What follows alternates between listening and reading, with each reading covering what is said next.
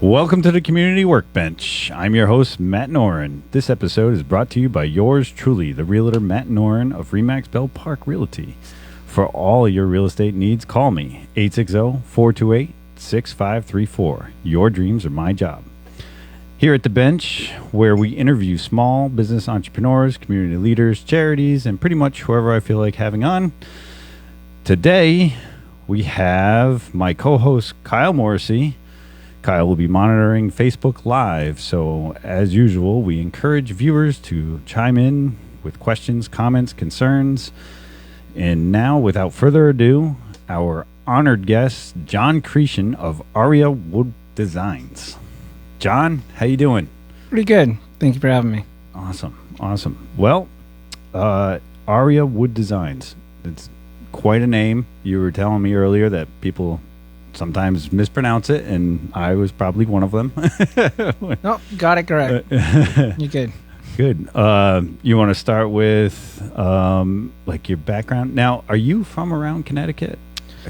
It's a long story, but originally I'm from New Hampshire, Manchester, New Hampshire. Moved around a lot when I was a kid. Kind of settled down around Kentucky. Wow.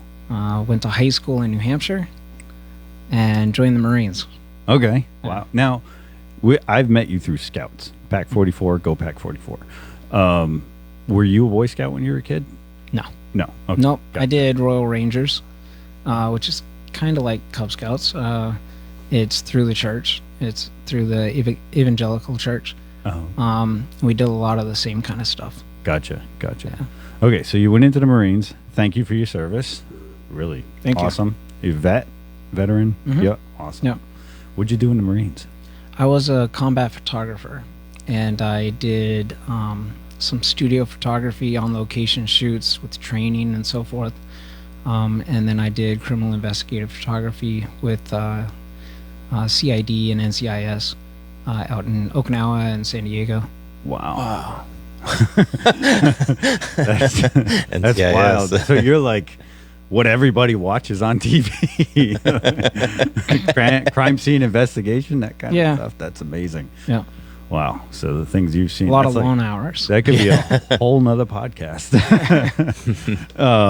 So then after the Marines, would take us from there, kind of the... So I actually got out of the Marines 3 months early for school. And I went to the University of Evansville in Evansville, Indiana. And I got a bachelor's with a double major. I have a major in business management and then also another major in finance. Wow. So. And then, so you're in the field of finance for your job, Yep. right? And then you've started Aria Wood Designs, like on the side, so to speak. Yeah. And how'd you come up with the name, the concept, So Aria Wood Designs is named after our daughter. She's the third child we have. And she was born in June of 2020. She came home healthy baby girl. Within about a month, we started realizing some concerns with feeding, breathing fast, and so forth. And luckily, we had a random, I say random because it wouldn't have been something the doctors would have recommended. We had an appointment for her to get checked because her other sister has heart conditions. So we kind of just wanted to make sure there was nothing. And once we got her into the appointment, my wife was feeding her, and the cardiologist came in and realized that she was breathing too fast. Started asking some questions about her feeding and so forth.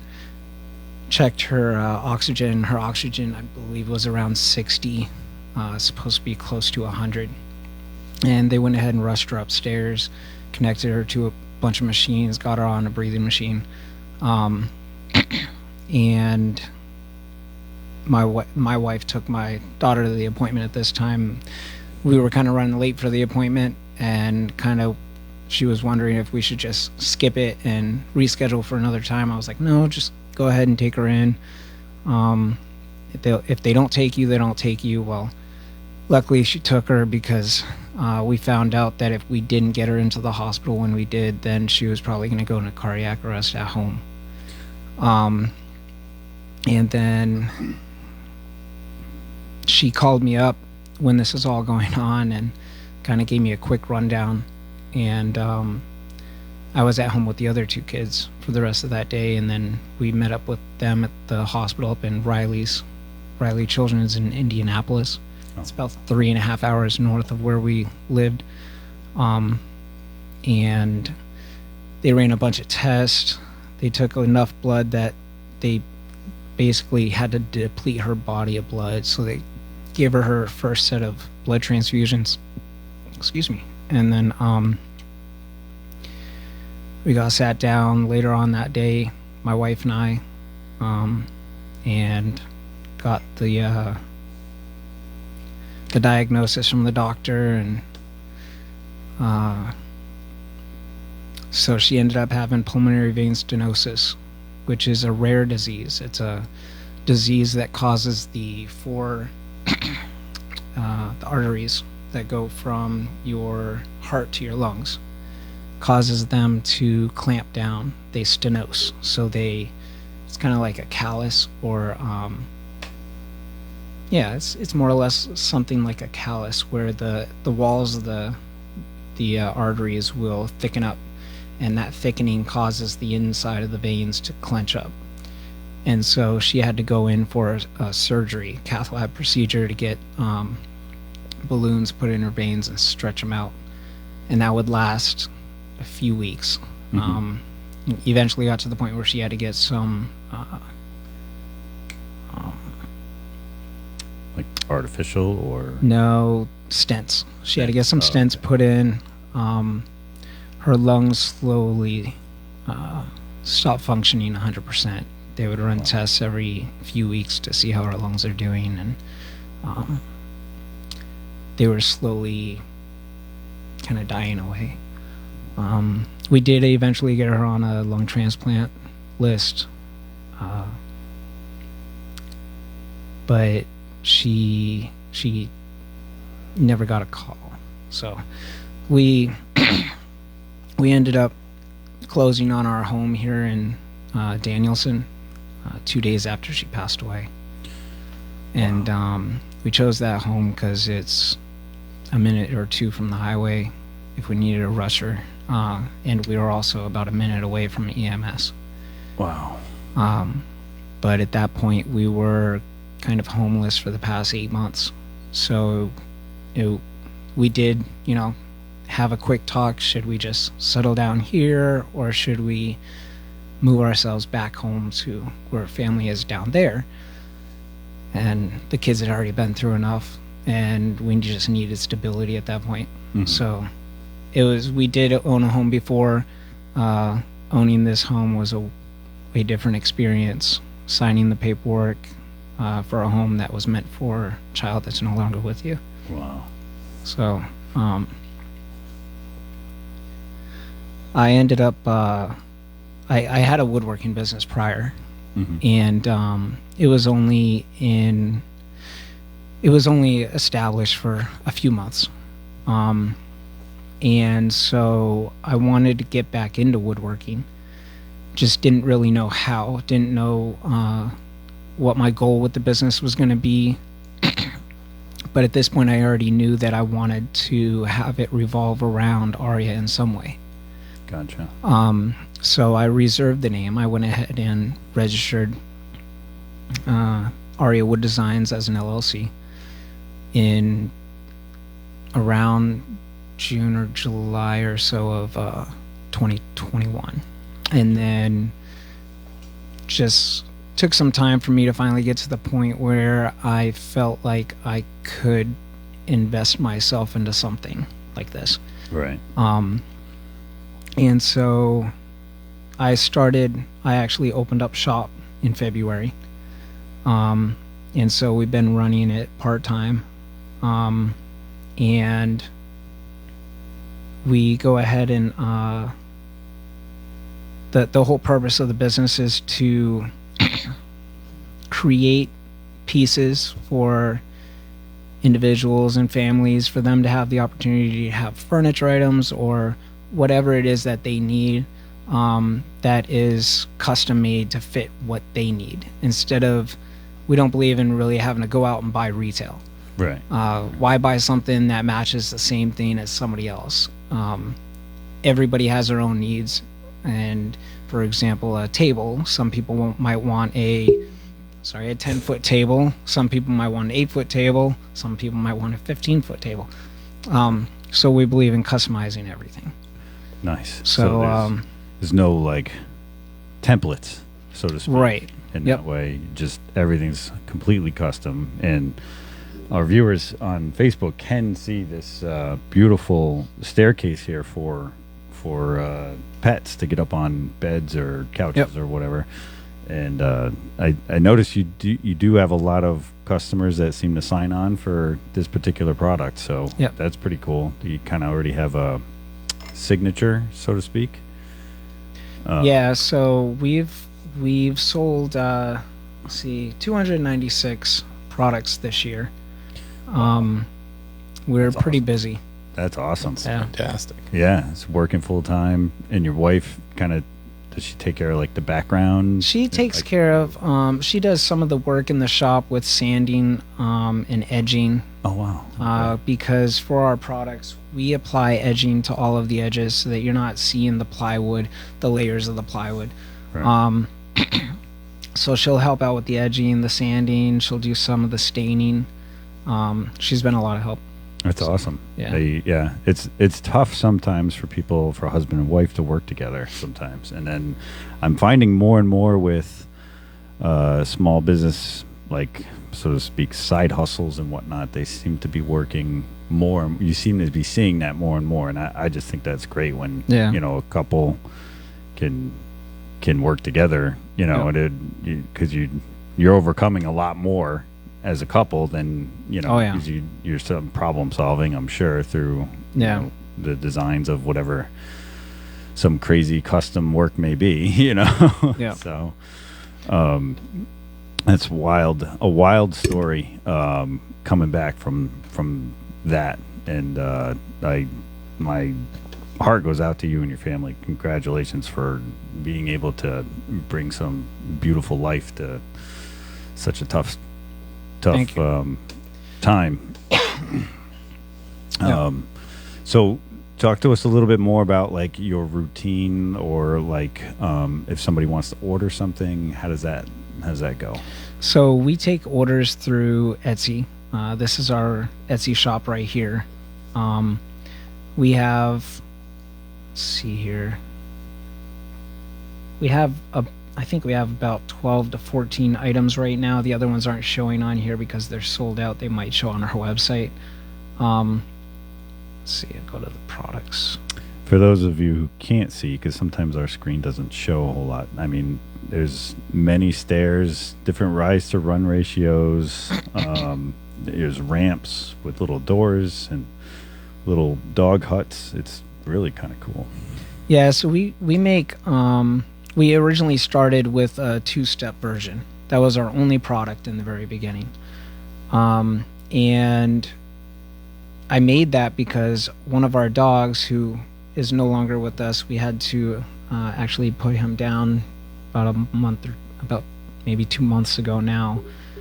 He had diabetes and just got really bad. Yeah. So I made those for him. Just actually before his diabetes diagnosis. He was having a hard time in his older age hopping up on the furniture. Mm-hmm. And so I made those for him. And everybody loved them but him. Wow. So he didn't touch them. My other dogs liked the steps. They went up and down them. But I had to still pick him up and put him up on the couch. So yeah. It didn't really fit the need with him, but what's that? Here's the other thing about these stairs. They have carpeting on them, so dogs don't slip. They can go up them very easily. That's pretty cool. That's a cool feature. Yeah, we offer numerous different stain options. So when you go in and you try to place an order, you'll see the images of the product. And then you'll also be able to choose the step surface. So we do carpeting, but we also do black anti-slip tape. And I do have a photo of what that looks like over here. Oh, I did. So basically, the anti-slip tape gives the option of being able to have a surface without carpet, because some people don't like the carpet because of storms and so forth. Your dog's outside getting dirty, then they'll come in, and then they may track stuff on the carpet.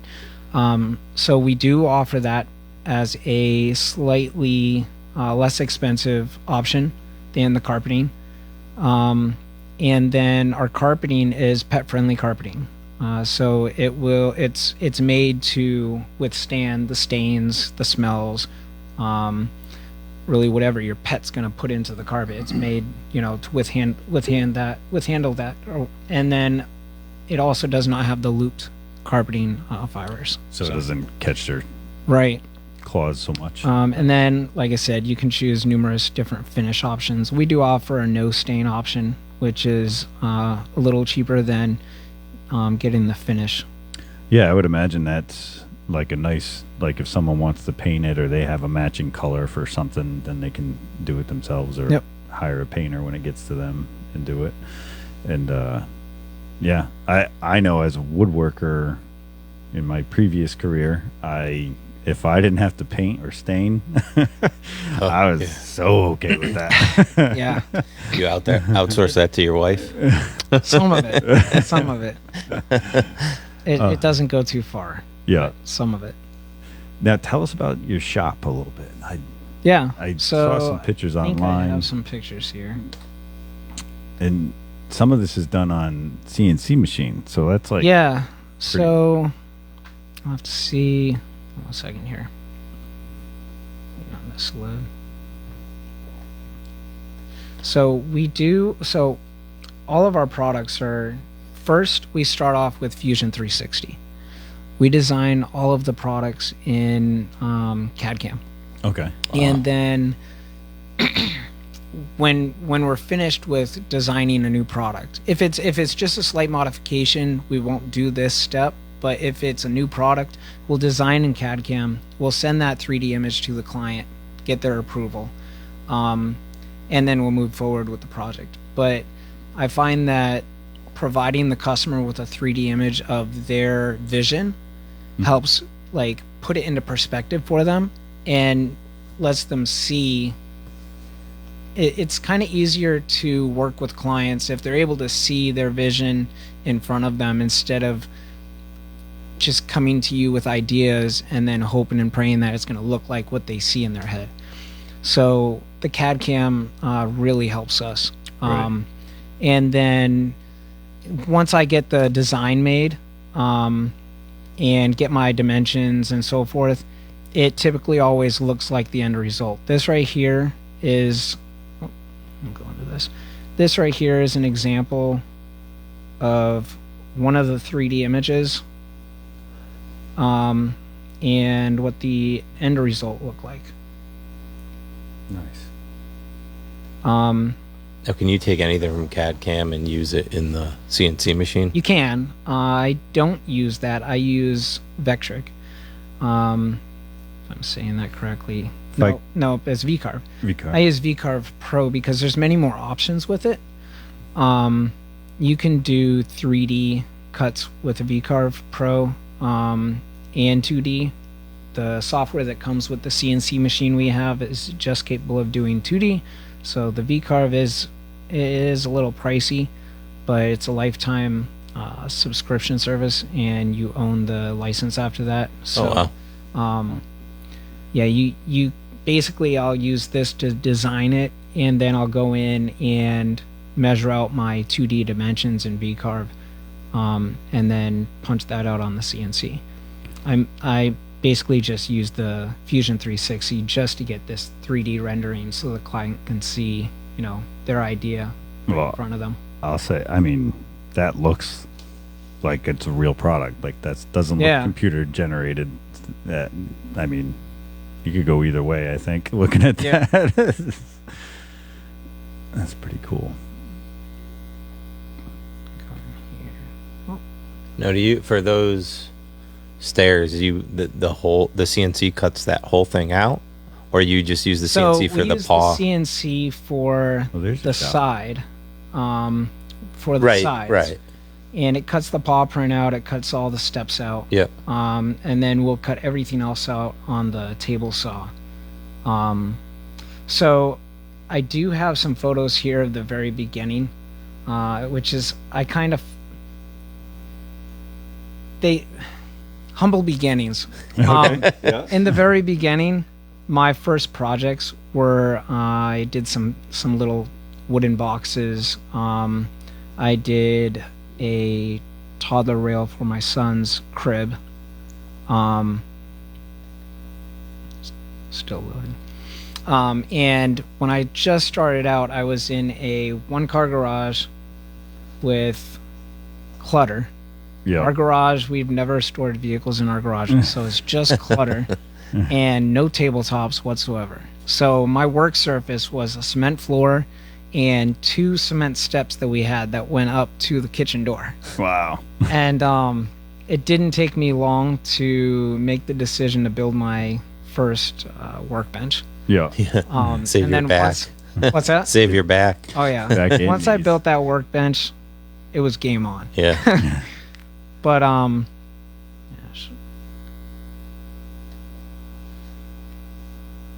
maybe it's my Wi-Fi giving us trouble here, but anyway. Yeah. So you get it through the computer, you get the approval, and then you're basically working nights and weekends on this stuff? Yeah, wow. 24/7. We don't have typical 8 to 5 hours. And I'll usually be at my phone answering client questions and so forth all through the night. Yeah. I'll usually call it a day around 1 o'clock in the morning, 2 o'clock in the morning. Wow. So a lot of our customers tend to reach out in the evening hours as well. Yeah. A lot of our leads, they're reaching out in the evenings. Mm-hmm. So that's if I want to be on top of everything, I need to be available throughout the night, which isn't a problem. And it's dedication to the passion. Yeah. You know, that's pretty cool. So you mentioned, you're woodworking before you arrived in Connecticut. Mm-hmm. Where did you pick up woodworking was it something you just started? So I was working my full-time job and coming home, and just after working your full-time job for several years, and that's all you have. Because I was working, supposed to be 8 to 5. It was really 8 to 7, 9, 10 o'clock at night. What field is your full-time job in? Accounting. Okay. Oh, okay. So so you needed a difference. You needed something to... So I was looking for a hobby. Get that creative energy running. Yeah. And so, honestly, at the time, looking for a hobby, I wanted to do something that would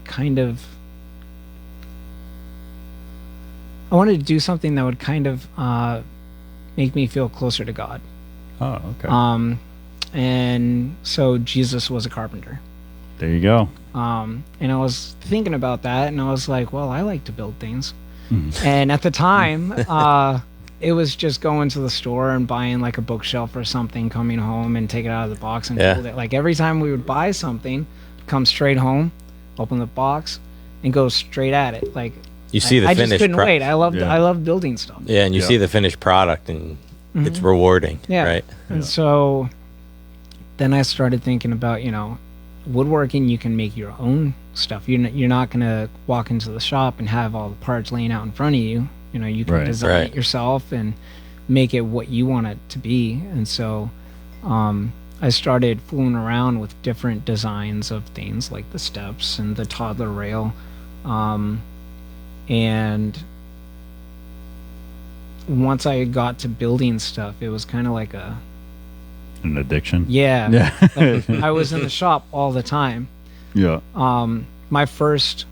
I ended up going to the store and just buying a few small things because I had the typical I had a drill, I had some wrenches, I had screwdrivers and stuff, hammer, but I didn't have any actual woodworking tools at the time. Right, table saw. Yeah, so I went out and got a table saw.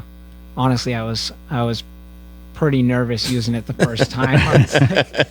Luckily, I did know where the fence is supposed to be and how to use it. Oh, good.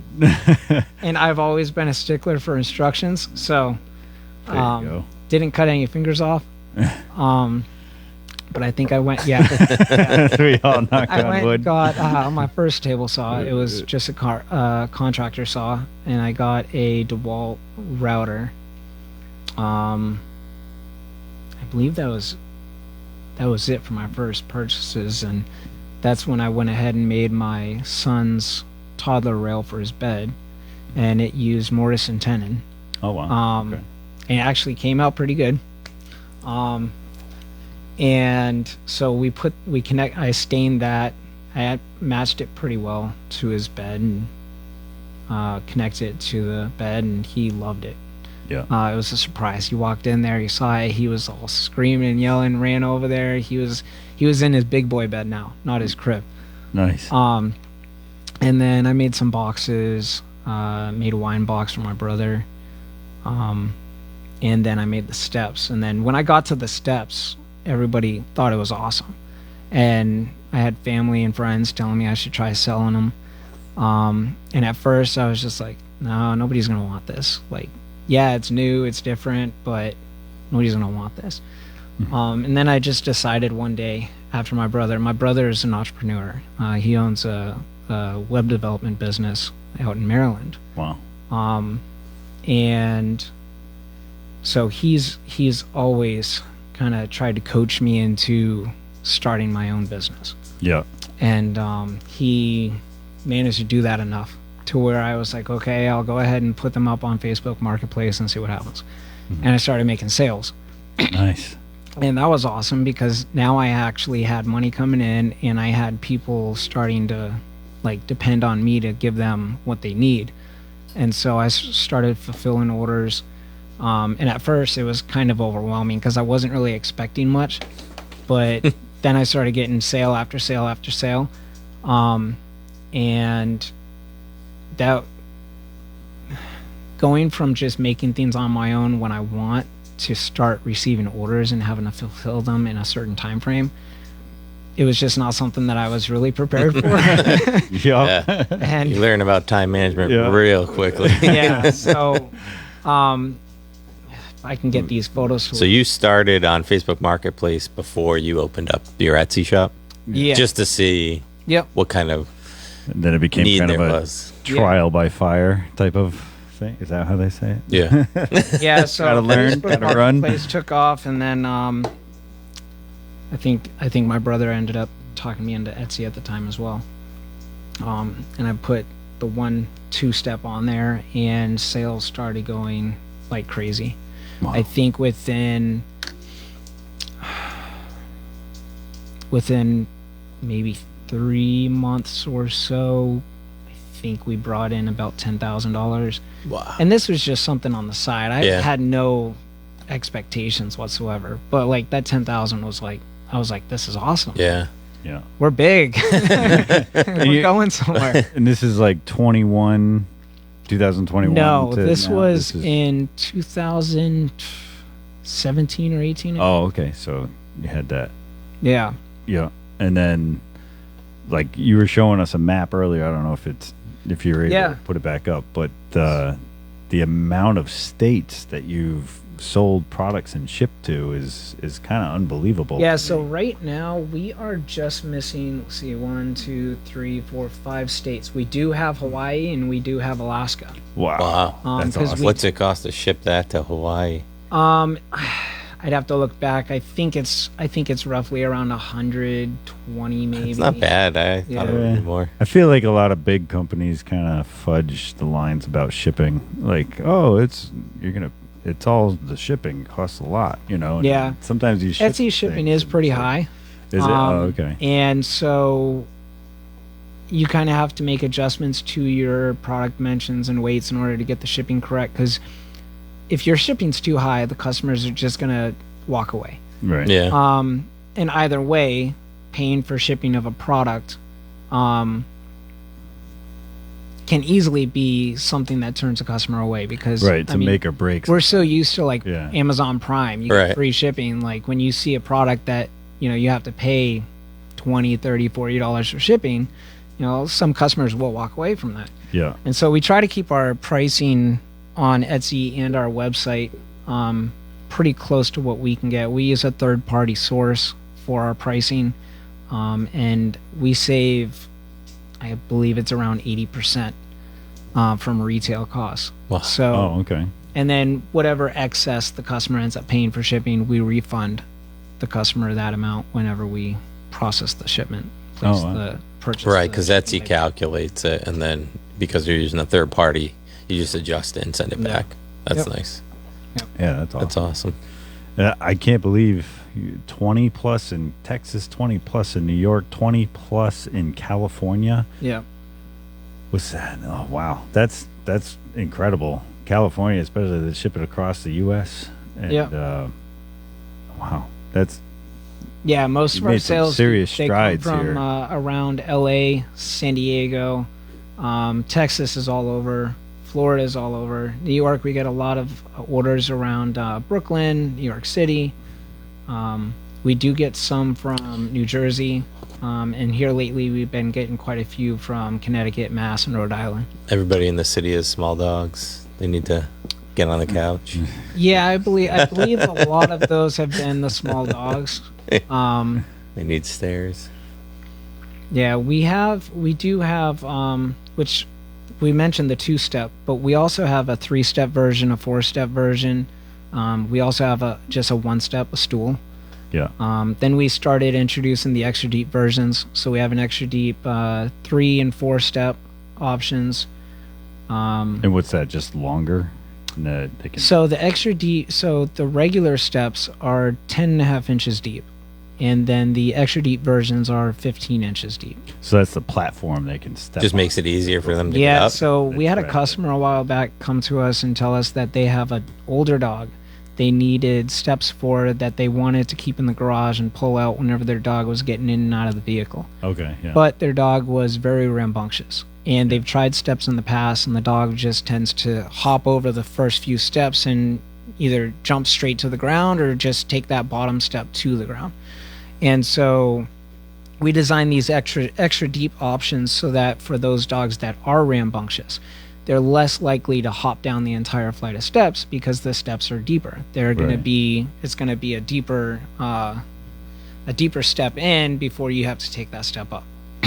Yeah, and then that kind of puts them in their place as far, especially if they're like old and they're having trouble, then they're not jumping and getting far or falling far and hurt because they're fragile at an old age or whatever, just like anybody else. So so we do also have the small dog or toy dog steps as well. We have a 4-step option and a 7-step option.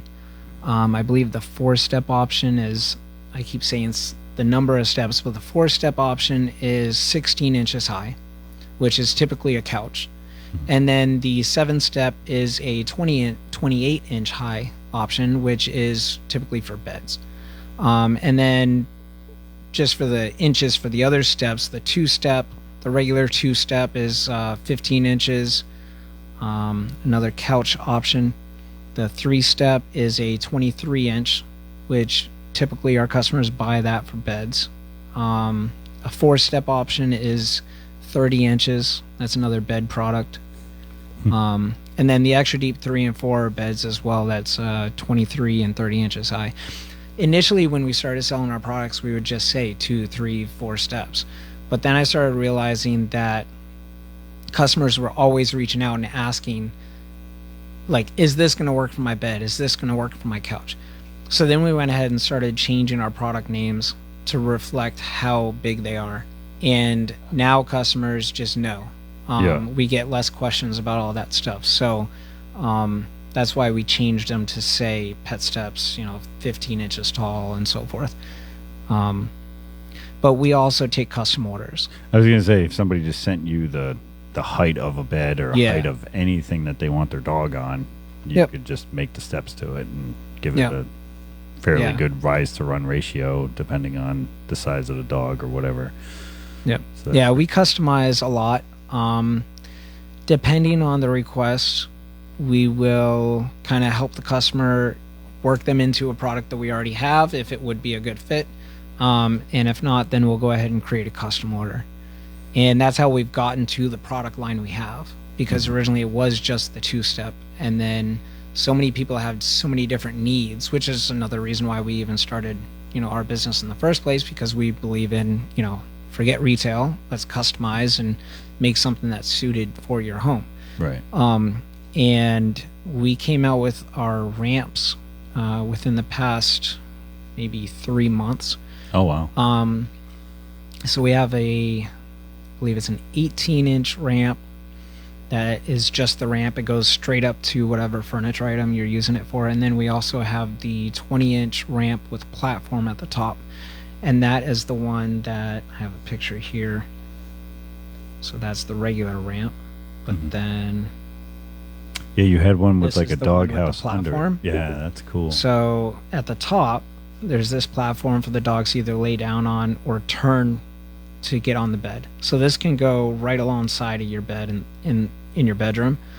So it's not sticking out in your walkway. Right. And then this has the two options of getting a doggy doorway, and we call this the doggy window.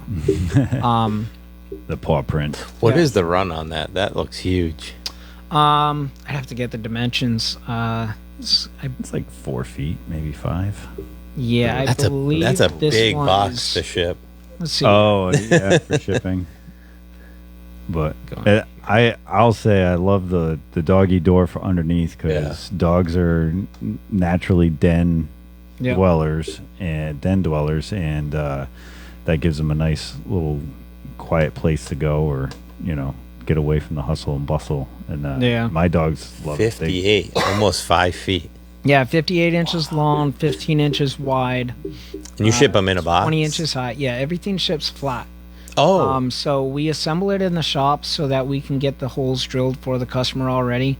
And we want to make sure that if this is assembled, it's going to reflect what it's supposed to. Right. And it helps us with our carpeting process and so forth. But then it ships flat. Everyone receives... I actually have them right here. Everyone receives these assembly instructions. And this will walk them through, first off, what is a pocket hole? Because we have had customers receive the product and confused about the pocket holes, how to use them properly. And then you'll get all the parts, plus you'll get all the screws and a drill bit.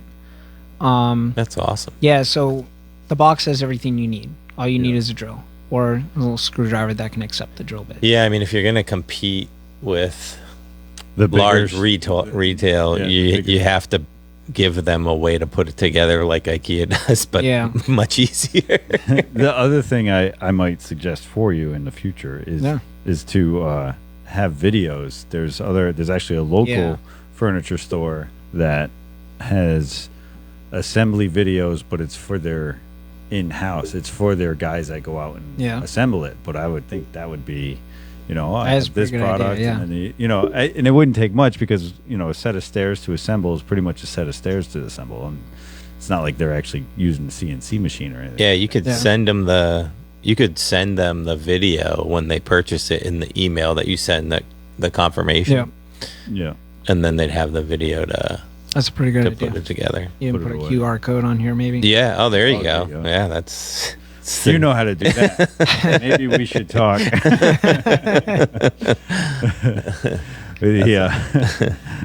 The tech side of Community Workbench has been a struggle, to say the least.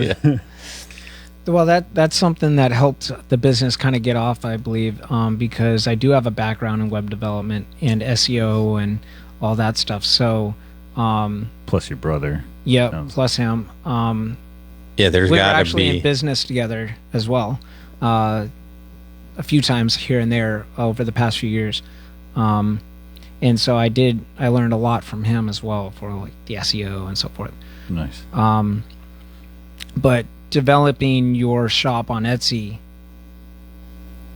the most important thing you can do with creating your shop is making sure that it is designed to be SEO optimized for Etsy, because Etsy has its own way of its own algorithm that reads the way that a shop is built for all the keywords and so forth, different than if you were designing a website.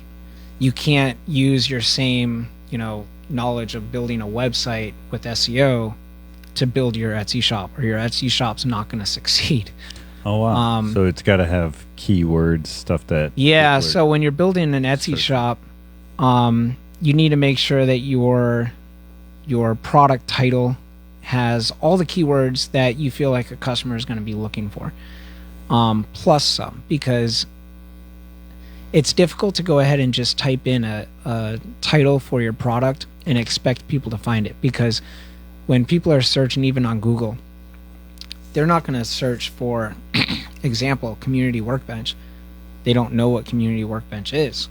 They're going to type in small podcast, maybe. Yeah, so they're going to type in numerous words that they can think of at the time. It may not even make sense. It may not even be a complete sentence. It may just be like, I don't know, small businesses in my area, podcast, right, community support. They're going to put in all these different words and hit enter.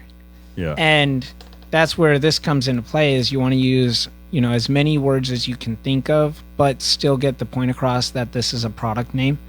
And then there's also a section in here where you put in tag words. And so those tag words are other words that will help people find the products that you're selling.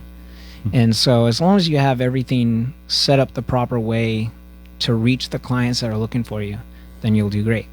But you need to know how to do that research as well. You need to do competitor research, see what your competitors are using, and how they're able to be successful the way that they have been on their shop online. And so you'll go into their products and look at their descriptions, look at their title, look at their tags. So you can see all that stuff through eRank. eRank shows you a lot of the back end stuff. So you can do all this competitor research, and then basically your goal is to outbid your competitors. No. But yeah, as long as you get all that set up correctly in the very beginning, then you're good. Wow, seems like it's a bit of work. Yeah, it's definitely, but that's cool if you've obviously optimized it really well. I mean, selling over 200 products this year, that's incredible. We have about maybe 65 or so products currently in house. Wow. Yeah. To that are finish and that sell? are either being worked on right now, or they are coming up to be worked on, down the line. So you can sell them. Okay. Yeah, So, our current wait time is, I believe it's right now set to 7 to 9 weeks. Oh my gosh. Wow. Originally it was 5 to 7 days. Right. But when you have, 65 orders waiting. Yeah, after a while you start to realize you got to get some structure to, you got to get some control over the supply and demand. Mm-hmm. And so you may have to adjust some pricing. You may have to work with processing times. And so we've had to make some adjustments over time. But our products are everybody's wanting them, so it's been kind of difficult to get control. Again, throughout my career, both real estate and being a contractor, carpenter for hire, it was just you're constantly gauging what expectations are versus what kind of pushback you can give without losing the customer and stuff like that. And definitely there are times when you get so busy that you just this is your wait time. And the biggest one for me with contractors, it was working for a GC.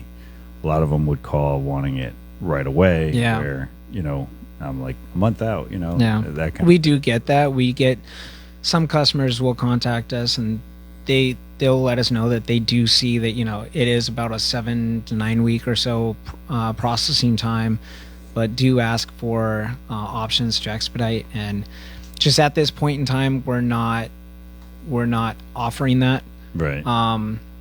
Maybe sometime down the road we might. It's just, I kind of feel like right now I like to try to be fair with my clients. And if they've already ordered and they're waiting, I want to go ahead and, provide that product first to them come, as soon first as serve possible. kind of thing. So, yeah. So, that often, like the expedite thing, it's like you just like accept $50 and put them at the front of the line. That just seems weird. When I sold on Etsy, I would charge extra if somebody wanted, but I wasn't near that kind of volume. So it was a lot easier to say, I'll put you at the front of the line when you only had one other person in front of them.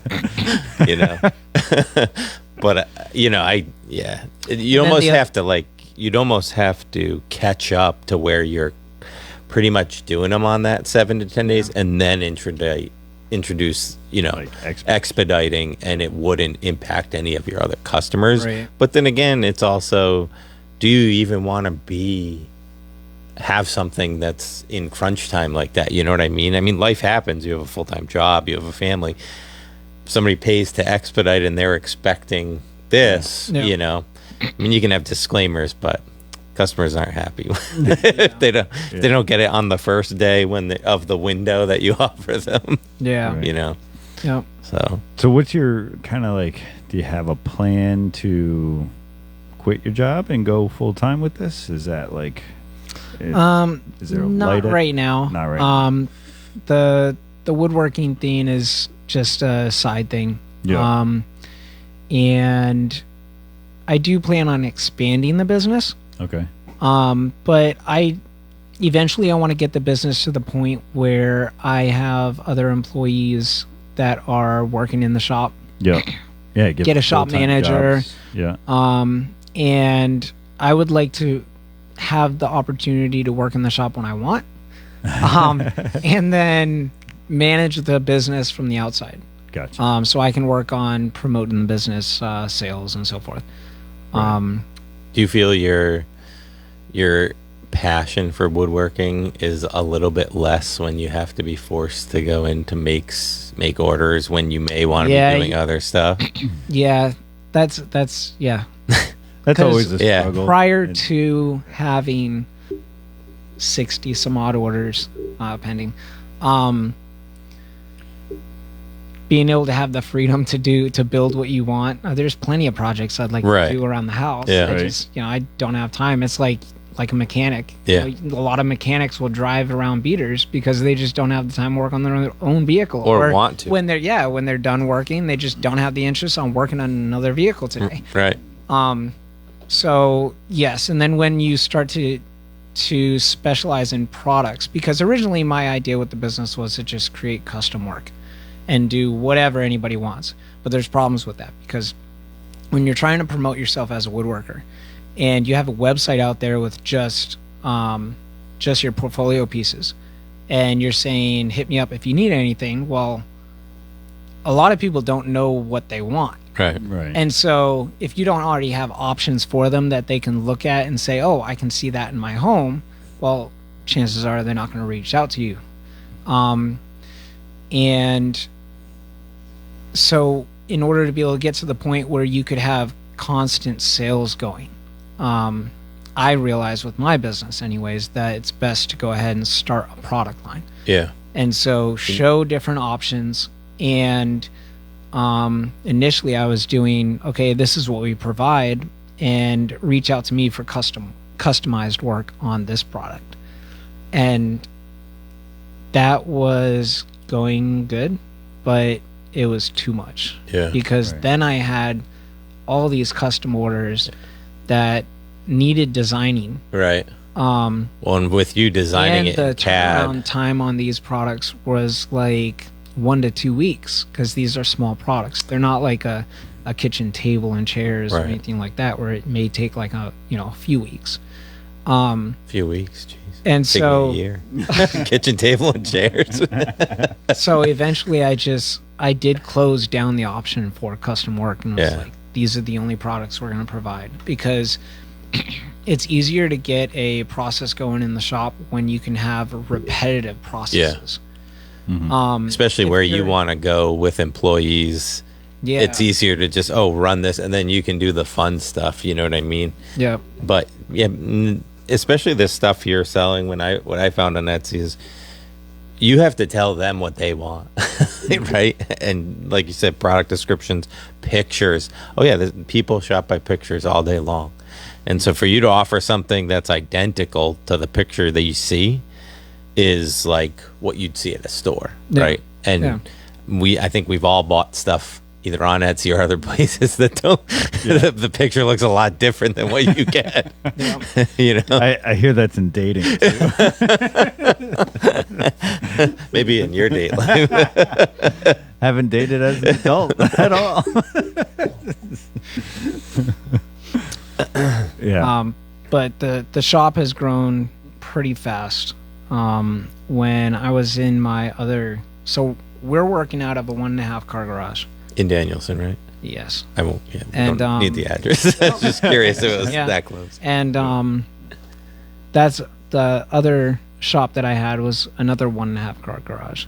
But just starting out this time around, I only had, the workbench.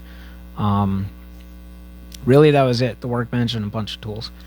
And it got to the point where I quickly had to move away from, for example, the contractor saw. The contractor saw was just way too difficult to be cutting large sheets of plywood on all the time. I ended up upgrading to saw stop. Nice. So no cut fingers. Yeah. Yeah. I've dreamed of one of those for a long time. For those who don't know, this is a cabinet maker saw that it stops running the second it touches like flesh. Yep. So that's It amazing. sucks the blade right into itself and shuts down. Dare I ask, have you had to replace any of those mechanisms? That good for you. I did buy extra calipers just in case. Yeah. Well, yeah, you Um, don't, because production time doesn't stop when, Yeah. when accidents happen. I did right? buy some extras. I got this because, actually, to be honest, I have a neighbor who does woodworking. He's retired. He's been doing woodworking for, a very long time. And just this past year, he nicked his finger, had to get some stitches. And I never, injured I did have a mishap, during working in Indiana, where I had some shrapnel of plexiglass. Had a mishap with a router table, a benchtop router table, and the plexiglass broke. The and cover? What's that? The cover or? I made the insert for that benchtop router table out of plexiglass. Okay. And I was doing something you shouldn't be doing with a router, and the insert broke, and shrapnel just flew across the garage during the time that the router within the insert is spinning in circles really fast. I ducked down, screaming, like a little girl, and then you hear this loud smash, and the plexiglass shot across the garage and hit the freezer we had. Didn't dent it or it didn't go in it. It just left a little like ding or whatever. My wife came out. What was that? I was like, nothing. Everything's fine. Everything's fine. That could have been the end. It is scary. I mean, a regular router, I'm pretty sure, like a variable speed router will go from like 18,000 RPMs to 30, something like that. And that's just like your regular half-inch tuck, router. And yeah, so and then if you get into shapers and shaping, that's even faster and bigger pieces of whatever. Yeah, and that's like becomes bullets. at the Yeah, top. like cabinet doors So and stuff. I took a cabinet, a woodworking, basically a furniture making class, and one of the things whenever we did anything on the router was inspect the router bits, prepare to spend some money on the router bits because it's not worth it with the cheap ones, and inspect them because they get hot, they get dull, and they explode Yep. and they go fast. So Yeah. anything with high speed should always be inspected pretty well. Yeah, safety first. So Yeah. yeah. So how long have you had the saw stop? We got the saw stop October. Oh, so Yeah. it's still in its like honeymoon phase. Right. Yep. Yeah, so we got the saw stop. I already had a bandsaw. And then I got the CNC machine. We built a new router table. This router table's maybe about 3 feet wide, 2.5 feet or so deep. Wow. I'm still working on it. Still got some T-tracks to put in, and just got a new fence. But when you're starting to produce products and you're getting to the flow of repetition within the shop, your shop kind of becomes a shop for the products you're making. Right. Right. Which is a lot easier when you're trying to fulfill orders, because I have a 1.5 car garage that I'm using for the shop, but even though it's so small, it's made for the products I'm making, Right. and I kind of have a flow now. Right.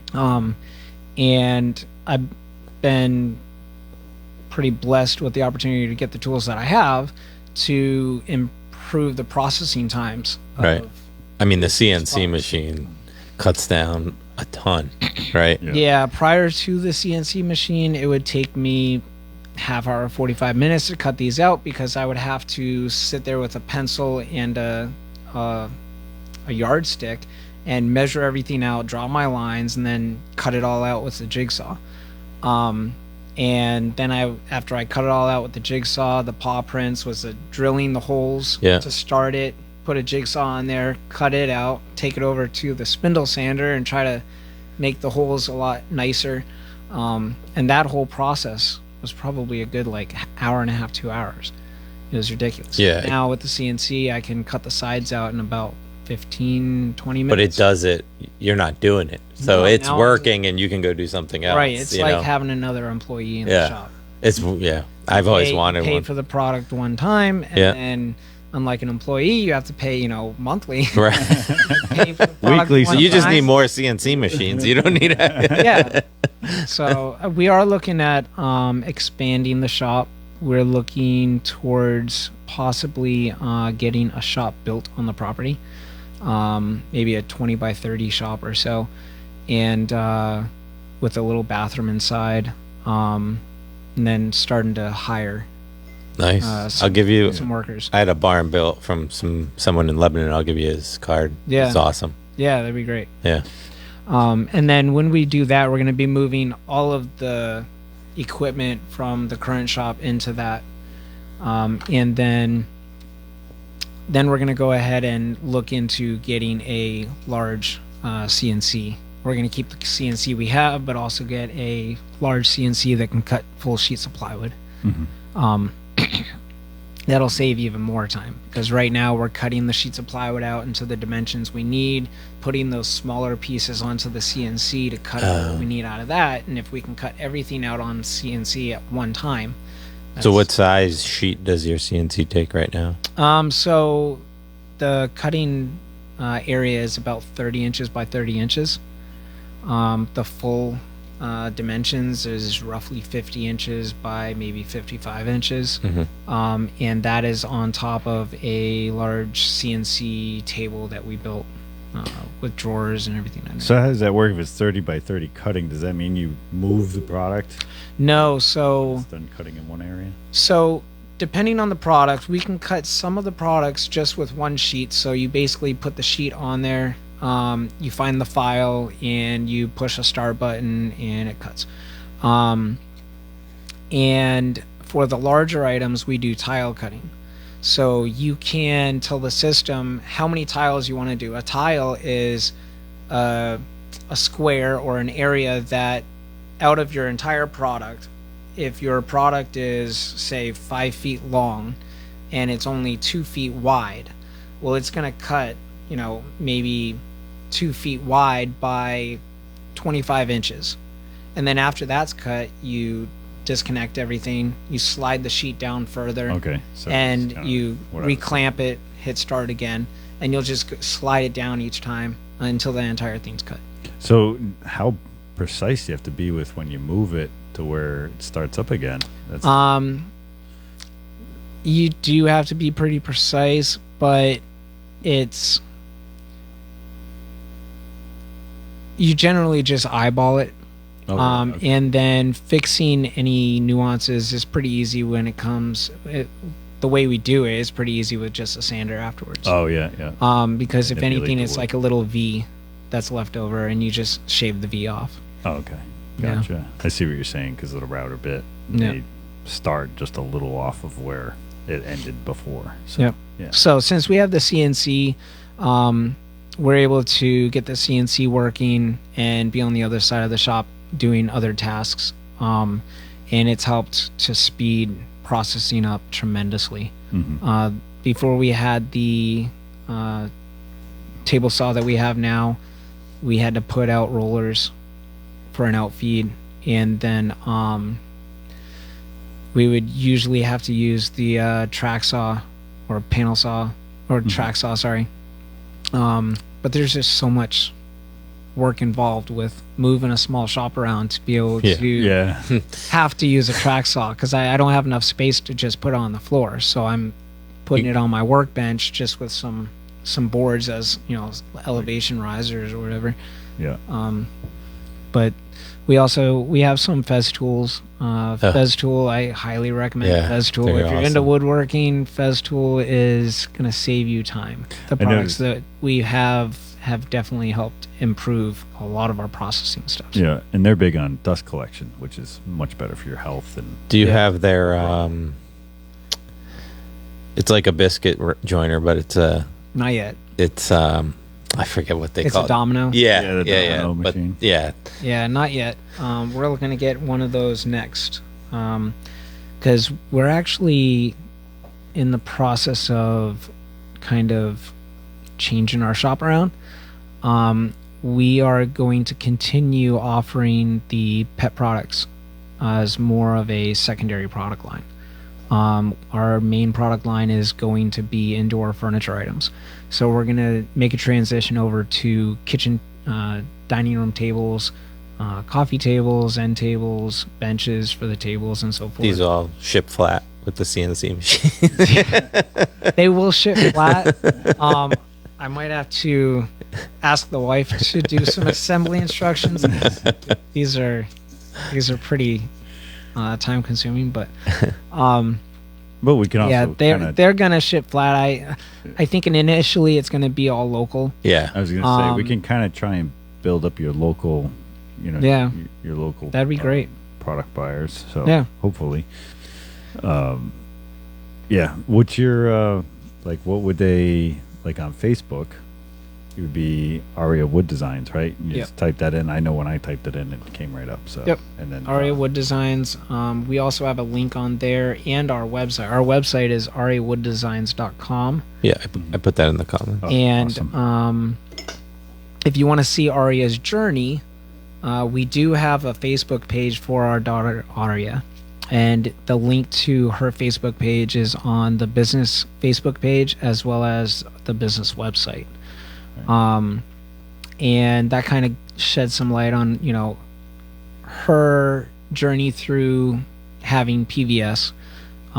There's photos on there, videos on there, a lot of information about the disease, and kind of shed some light on what these children endure throughout the process of fighting this disease. And eventually we do have the plan on getting to the point where we are going to start donating a certain percentage of our profits, either every month or every quarter, to help these families who have children with PVS within the Boston area, to help cover the costs of hotel stays, gas, food, and so forth. That's amazing. It can be pretty pricey, and we'd like to be able to be in a position to be able to help, because we did get some help when we were going back and forth and so forth with Aria. Yeah. And then I did want to mention real quick, we are also holding a quarterly giveaway. So if you go on our website, there's a link for a giveaway, and if you sign up for the giveaway, keep up to date with our Facebook posts around the first week of every quarter.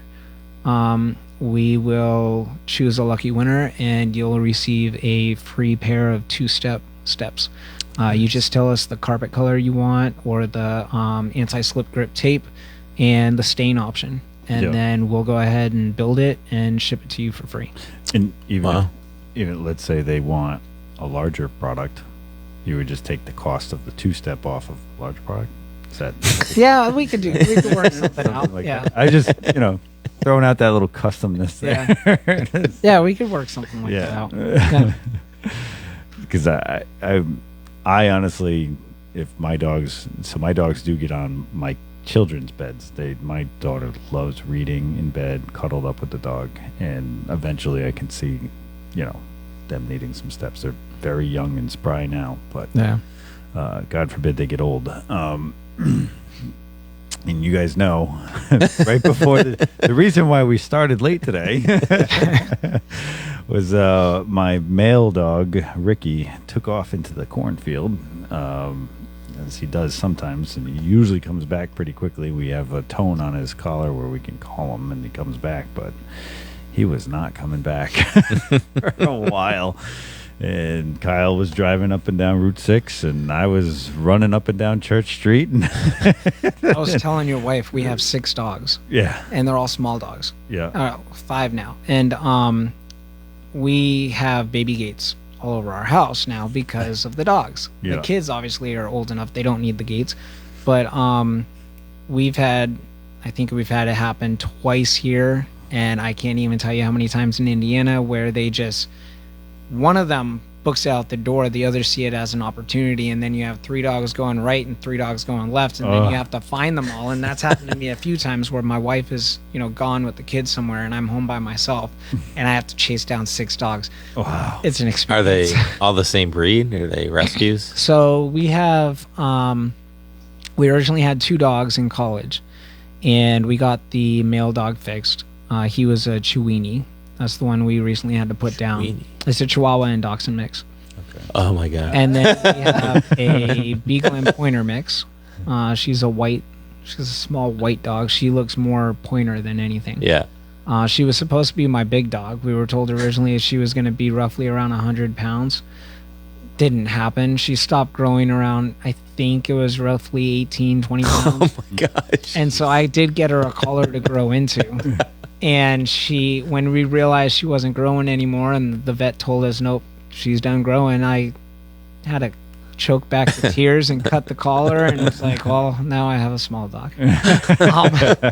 But we didn't get her fixed in college. It was a little more pricey than just getting the male fixed. Yeah. And so we were like, we'll do it when we get some money, and then you didn't had that. Yeah, well, we had her with my mom's dogs and my brother's dog, and ended up getting some puppies out of the whole thing. And we had 6 puppies, found homes for 5 of them. My wife was attached at that time, so we ended up getting the last one back and ended up with 4. So originally we found homes for 2 of the dogs out of the 6, and then we got one of them back. So those are all mixed, the rest of them? yeah, they're mixed with, so the mother was a Beagle Pointer and the father was a full-bred miniature Schnauzer. So they're all small dogs. They're all like very hairy, small dogs. They're all, I think, 12 to maybe 18 pounds. Wow. Yeah. That's funny. That is funny. And growing up, we had all the big dogs. So typically the big dogs, they kind of start winding down between like 6, 7, 8 years.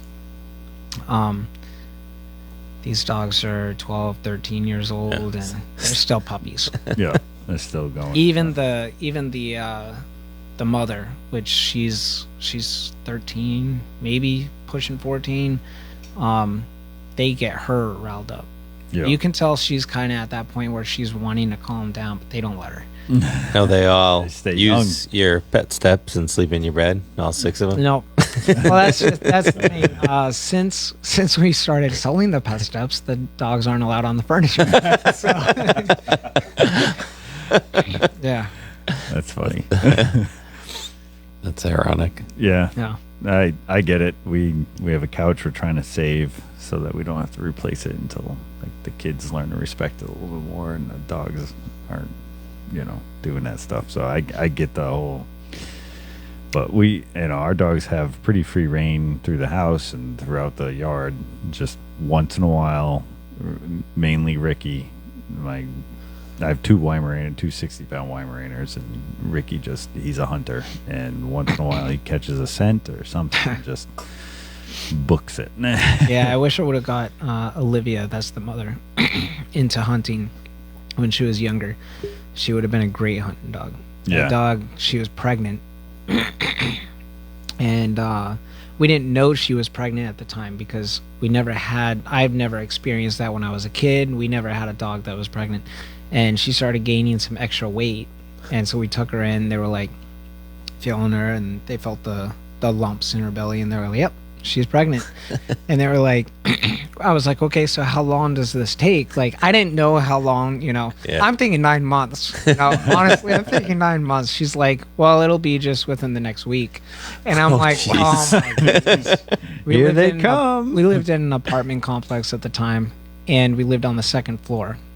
And we let the complex know, this was not planned. We just found out. And they were very supportive the whole entire time. Nice. But As long as you found homes for them, right? well, we told them we were going to find them homes. Yeah. And they ended up, when we finally got to the point where we just decided we were going to keep the 4, we kind of talked to the office about it, and they were like, it's fine. You've been upfront with us this whole time about everything that's going on. We haven't had any complaints. Like, let's just keep it that way. And it was fine. Eventually we got to the point where taking 6 dogs downstairs and around the corner to the back where the dogs are allowed to go to miserable. the bathroom Oh, yeah. numerous times a day with only having 2 leashes. Oh, geez. We were like, it's time to buy a house. So we finally got our first house, I think our senior year of college, and opening up that back patio door and just watching the dogs run out and not have to have a leash on. It was like, this is amazing. Like, why didn't Sip your why didn't we coffee in the think- yeah. morning. It's raining out, and think you're about like, this this is before?" fantastic. Yeah. But when she was pregnant, my wife took her out when we were still in the apartment on a leash to go to the bathroom, and she jumped up in the air and caught a bird out of the air and ate it. Oh, jeez. Yeah. Sheesh. Yeah, she basically ate it whole. Yeah. And she's always been like that. She'll hop up in the air and try to catch stuff all the time. Yeah. Wow. That's Yeah, I funny. wish I would have got her into hunting. Yeah, we brought Ricky to a pheasant hunt twice in 1 year, right around Thanksgiving, and he put his first time he pushed 8 out of 10, and then flushed 8 out of 10, and then the next time he actually did 6 out of 10. But he's also brought me, I think the number is 5 possums. Dead? No, they play dead. Right. And then he brings them back to the back deck, and then I just say drop enough times, and he'll finally drop it, and I got to bring him inside, and we basically wait until someone comes to and runs away. And you have none of this on video. No. Yeah, my mother has some dogs that bring her presents Yeah. once in a while, moles, and just leave them on her bed pillow or Oh, couch, like right next to her or something. Look up to you, wag their tail. Yeah. Yeah, that's a danger of letting them on the furniture is when Yeah. they come in the house with some of those things and you don't Yeah. see it. Yeah. Our dogs go out our back door that is out the master bedroom, and we have mini dachshund and a labradoodle, and he just will come in muddy and jump on right on the bed because that's what the Hey, you the did that dachshund- yesterday. When I he was there. did. They'll Yeah. hide things in the cushions too. Yeah. We had a German Shepherd growing up. They used to hide rocks in the in the couch cushions That's funny. or underneath the couch. That's great. And then he would go back and dig for him. Yeah, you'd go back and dig for more. Yeah. Lucy, our other Weimaraner, who does not, I mean, she sits in chairs. If you look on my Facebook page down front of you see my dog sitting in chairs. And she's always had, we rescued her. She was about 18 months old when she got brought back to the breeder that we got Ricky from. And they said, you can take her too. So we were like, awesome. And she's always had a thing with her mouth. If she gets something in her mouth, she does not want to let it go. And you got to like kind of wrestle her to the floor with it. And it got to the point where if she had something in her mouth and she saw me see it, she'd start running away, and she'd literally spit the toy out under some piece of furniture, but then act like she still had it. So then I go pry her mouth open, nothing there. I'm like, all right, she swallowed it or whatever. I was mistaken. And then I walk away, and she goes back to where she spit it out and grabs it. I'm like, you got to be kidding me. So that's the kind of dog intelligence that we're up against. So I mean, I'm not surprised she outwitted you. Yeah. Just trying to get a photo up here real quick of my daughter. While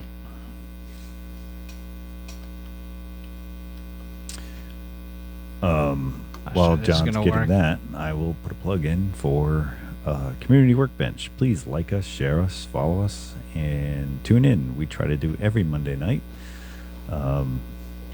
Subscribe to the YouTube channel. Subscribe to it. Yep, we have them on YouTube. Those get uploaded usually shortly after we go live on Facebook. And then anytime you like, share, or follow us, you're helping your small business community. Looks like you got disconnected. Yeah, it's not gonna work. The Norn Wi-Fi Yeah. left something to be desired. I don't know what's going on with that. It's been weird the last couple of days. What were you going to show? I was just going to show a picture of Aria real quick. Oh. That's actually, the logo is, that's her handprint. Gotcha. Just a few days before she passed, we took some handprints and footprints and stuff, and that's ended up becoming part of our logo. Yeah, that's a hard story, man. My heart goes out to you. It really does. That's crazy. But what you've done with it is just amazing. It's amazing when someone can take something from such sorrow and turn it around into such a positive. That's a real strength in a parent for sure. So yeah, the business is focus is trying to bring light to the world. Aria, no matter what she went through, she was always smiling. Right after every single surgery, she was always smiling. She was too young to talk, but you could tell that like she loved life. wow. And we had nurses and doctors would always come into the room to see her, just because they needed that uplifting. Maybe they came out of a procedure that didn't go well, or they've been dealing with some patients that weren't really nice to work with that day. Right. But we had tons of nurses and doctors just keep coming back and wanting to hold her and talk to her and play with her. And she's just always in a good mood. And so with the woodworking, we just wanted to kind of bring that to the business and try to help spread that happiness and just help people feel more at home in their own homes. Right. And then the aspirations to donate, and that's a great cause. The whole thing, just real beautiful. I can't recommend John Chretien and Aria Wood Designs enough.